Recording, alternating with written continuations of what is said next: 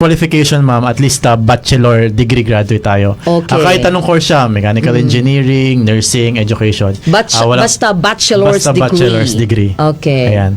And then, natural-born Filipino citizen, single, without child.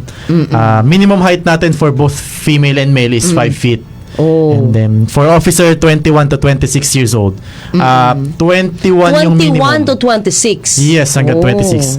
Basta not a day older than 27 years old before oath-taking. Before oath-taking. Yes, so pag nagpa-process, at least 26 years old. If you don't mind, sir, for the benefit of those who are listening, kasi baka baka ma-inspire sila ba sa ginawa nyo.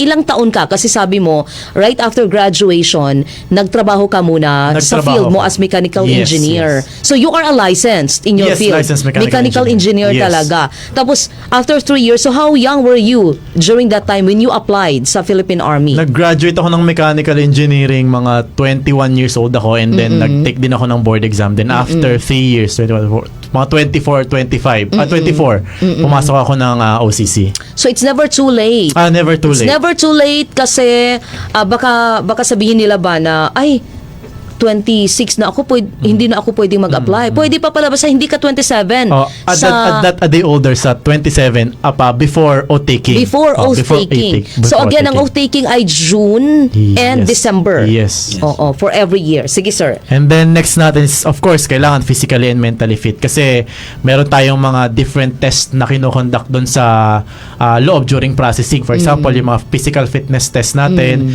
physical medical examination, and then yung mga neuro examination natin. So, kailangan pinaghahandaan talaga natin siya. And then, no pending case in any court.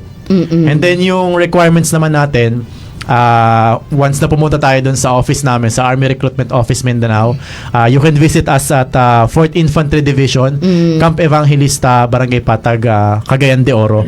So, pag nagpunta kayo sa amin, just bring the original copies ng PSA birth certificate, transcript of records and college diploma, and then at least isang government-issued valid ID. Okay. So, yun yung mga requirements natin. Sir,